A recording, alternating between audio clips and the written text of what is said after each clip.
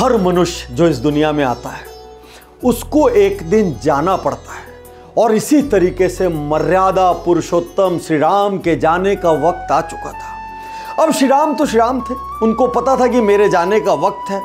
यमराज भी इंतजार कर रहे थे कि मैं श्री राम को लेने जाऊं, लेकिन हनुमान बीच में बाधा बनकर खड़े थे। हठी हनुमान कहते, यम को मैं अयोध्या के अंदर पैर नहीं रखने दूंगा, कैसे ले जाएंगे मेरे श्री राम को।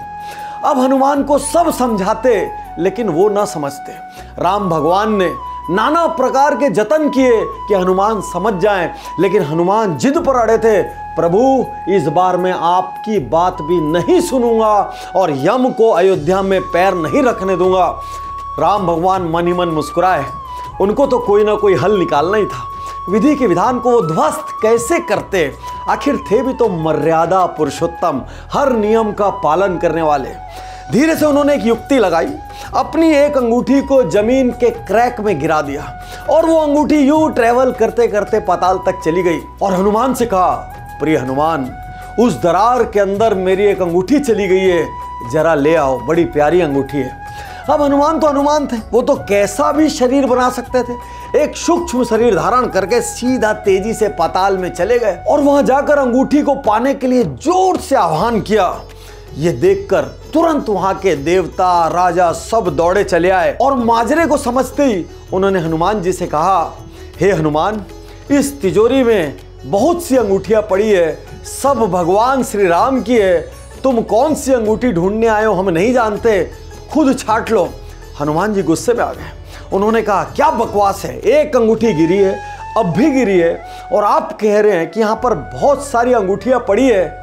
वहां पर बड़ी विनम्रता से देवता जवाब देते हैं, हनुमान, हर जन्म में राम आते हैं, पृथ्वी के दुखों को हरने आते हैं, मर्यादाओं को स्थापित करने आते हैं, और हर जन्म में तुम्हारे जैसा एक हनुमान आता है। और जब जब राम को जाने से कोई हनुमान अपने प्रेम से रोकता है, तब तब इस दरार से एक अंगूठी आती है और हम उसको तिजोरी में रख देते हैं। और हनुमान जी की आंखों से भगवान की लीला देखकर टप टप आंसू गिरने लगे। अब सुनाता हूं एक और जबरदस्त कहानी। रावण सीता माता का अपहरण करके आकाश में अपने विमान से जा रहे थे। सीता माता चतुर थी, उस समय कोई जीपीएस तो था नहीं कि ढूंढ लेते, तो सीता माता रास्ते से एक एक करके अपने जेवर गिराती चली जा रही थी, ताकि जब भी राम उनको ढूंढने निकले, जेवरों के माध्यम से पहचान ले कि किस रास्ते वो गई। खूब सारे वानर अलग अलग जेवर लेकर जब भगवान राम और श्री लक्ष्मण के पास पहुंचे, तो दूर से देखते साथ लक्ष्मण जी ने कहा, वो सीता माता की पायल है। अभी तो जेवर पास भी नहीं आए थे, जेवर हाथ में भी नहीं आए थे, दूर से लक्ष्मण जी कैसे पहचान गए कि सीता माता की पायल है। जब सारे लोगों ने अचरज से सवाल किया तो लक्ष्मण जी ने मुस्कुराते हुए जवाब दिया, पूरे जीवन जब भी मैंने माता को देखा, हमेशा मेरी नजरें उनके पैरों की ओर थी, तो उनकी पायल को मैं कैसे भूल सकता था।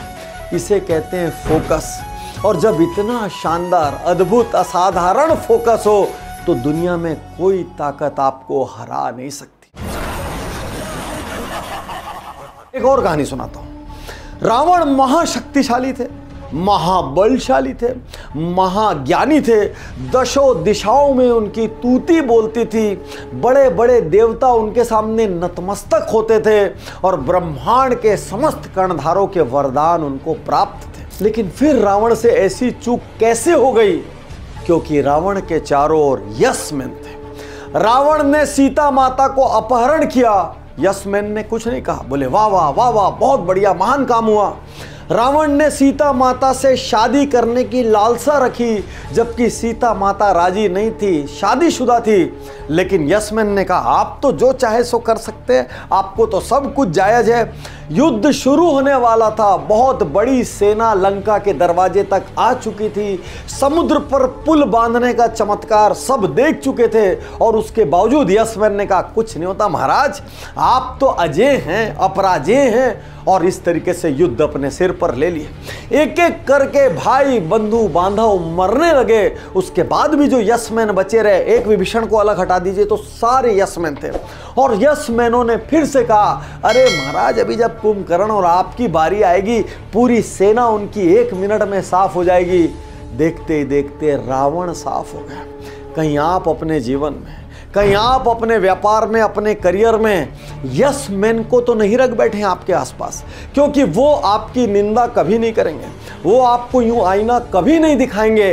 वो आप गलत निर्णय लें चाहे सही निर्णय रहें, वो चापलूस यस यस करते रहेंगे, आपके हर निर्णय को थम्सअप करते रहेंगे और आप लगातार गलत निर्णय लेते चले जाएंगे और एक दिन खत्म हो जाएगा। और सच कहूं तो रामायण मुझे भीतर तक आंदोलित करती है, क्योंकि रामायण एक महज धार्मिक ग्रंथ नहीं है, वो जीवन जीने की शैली है। मैं नहीं जानता कि ये कहानियाँ कितनी सच है, लेकिन इन कहानियों से मैं रोमांचित होता हूँ और मन ही मन ये सोचता हूँ, काश भगवान श्री राम के कुछ गुण हम अपने जीवन में उतार सकें। आप सभी को विजयादशमी की बहुत सारी शुभकामनाएं और बधाइयाँ। और हर पेरेंट्स से एक बात कहना चाहता हूँ, अपने बच्चों को रामायण जरूर पढ़ाएं, ताकि कम से कम वो सत्य, निष्ठा, sacrifice, compromise, vision, fighting for right, इन सारे गुणों को अपने जीवन में ले सकें। यदि एक अंश भी उनके अंदर आ गया तो समझिए कि आपके पूरे संस्कार आ गए।